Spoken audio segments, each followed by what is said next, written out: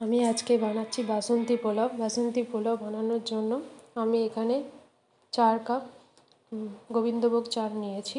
4 cup Gobindobhog চালকে আমি প্রথমে ভালো করে ধুয়ে জল ঝরিয়ে নিয়েছিলাম। এরপর গোবিন্দভোগ চালটাকে একটা বোলের মধ্যে আমি ঢেলে দিচ্ছি। আপনারা চাইলে আপনাদের পরিমাণ মতো চাল নেবেন এবং পছন্দ মতো চাল নেবেন। অনেকে বাসমতি রাইসেরও করে, আমি এখানে গোবিন্দভোগ চালের করেছি, যাতে পোলাও করলে গোবিন্দভোগ চালের করলে একটা সুন্দর গন্ধ বেরোয়। এবার চালটাকে আমি এক মুঠো করে বোলটার মধ্যে ঢেলে নিলাম।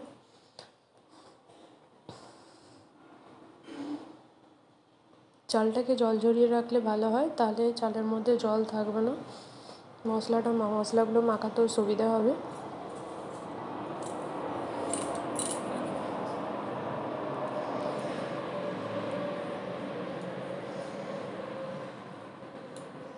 আমার সমস্ত চাল বোলের মধ্যে দেওয়া হয়ে গেছে।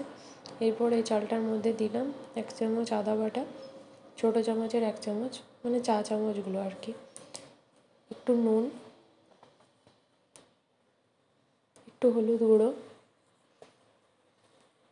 একটু গরম মশলার গুঁড়ো,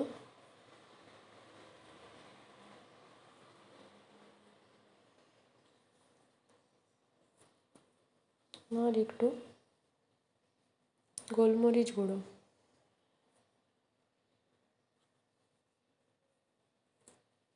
এরপর চালটাকে ভালো করে মেখে নেব হাত দিয়ে।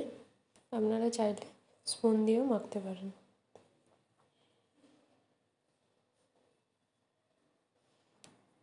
এরপর দেবো 1 চামচ, চা চামচের 1 চামচ ঘি। এরপর আমি চালটাকে হাত দিয়ে মেখে নিলাম।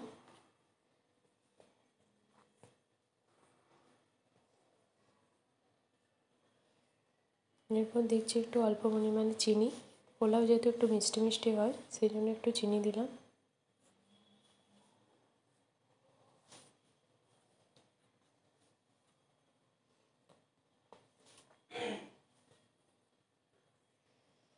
আমি আমার চালের পরিমাণ অনুযায়ী নুন চিনি দিয়েছি। আপনারা যত বেশি চাল নেবেন তখন তার পরিমাণ অনুযায়ী নুন, চিনি, মশলা, আদা বাটা বা ঘি সব কিছুই পরিমাণ অনুযায়ী হবে।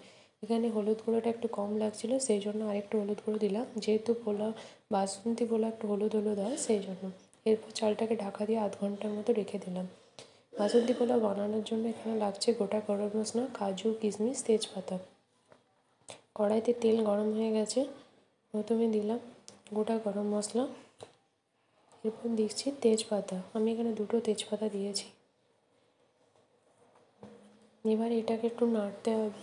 যখন গোটা গরম মশলা থেকে একটা সুন্দর গন্ধ বেরিয়ে আসবে তখন আমি এখানে কাজু দেব। এরপর দিচ্ছি কাজুগুলো একটু নাড়বো। যখন একটু হালকা হালকা লাল লাল হয়ে আসবে তখন কিশমিশটা দেবো। কিশমিশ দিয়ে তেলে নাড়ার দরকার নেই। এবার কিশমিশটা দিলাম, এটাকে একটু ভালো করে নেড়ে নিলাম। কিশমিশ দেওয়ার পরে এখানে কাজু বেশি লাল লাল করার দরকার নেই, হালকা একটা লাল লাল ভাব চলে আসবে তখনই এখানে চালটা দিয়ে দিতে হবে।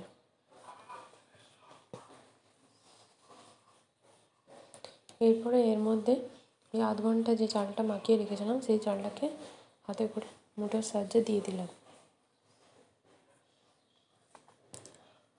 আমি এখানে যেহেতু 4 কাপ চাল নিয়েছি তাই আমাকে 8 কাপ জল দিতে হবে। যে কাপের মাপে চাল নেবেন সেই কাপের মাপেরই জল দিতে হবে। আপনারা যদি 3 কাপ চাল নেন তাহলে 6 কাপ জল দিতে হবে। অবশ্যই এখানে জলের পরিমাণটা ভালো করে দেখে নিতে হবে, কারণ বেশি জল হয়ে গেলে পোলাওটা ঘাঁটা হয়ে যাবে। তাই জন্য যে কাপের মাপে চাল নেবেন সেই কাপের মাপ অনুযায়ী জল নেবেন অবশ্যই। একটু বেশিও জল দেবেন না, কমও জল দেবেন না, তাহলে পোলাওটা খেতে ভালো লাগে। কম দিলে শক্ত আসবে আর বেশি দিয়ে দিলে ঘাঁটা হয়ে যাবে। এরপরে জল ঢালা হয়ে গেল। এবার জলের সাহায্যে জল দেওয়ার পরে তারপরে একটু চালটাকে ভালো করে নেড়ে নিলাম। এই রকম সময় আপনারা একটু টেস্ট করে নেবেন যাতে নুন মিষ্টিটা ঠিক থাকে। যদি নুন মিষ্টি কম লাগে তাহলে একটু দিতে পারেন, কারণ পরে আর নুন আর মিষ্টি দেওয়া সম্ভব নয়। এরপর জল পড়তে শুরু করে দিয়েছে। এরপর আমি এটাকে ঢাকা দিয়ে রেখে দেবো। প্রথমে একটু হাই ফ্লেমে বাড়িয়ে জলটাকে ফুটিয়ে নিলাম, এরপরে ঢাকা দিয়ে মিডিয়াম ফ্লেমে রেখে দেবো। এরপর দেখুন আমার বাসন্তী পোলাও রেডি হয়ে গেছে, বেশিক্ষণ লাগে না, 15-20 মিনিটের মধ্যে হয়ে যায়। এরপর এটাকে আমি সার্ভ করে নিলাম।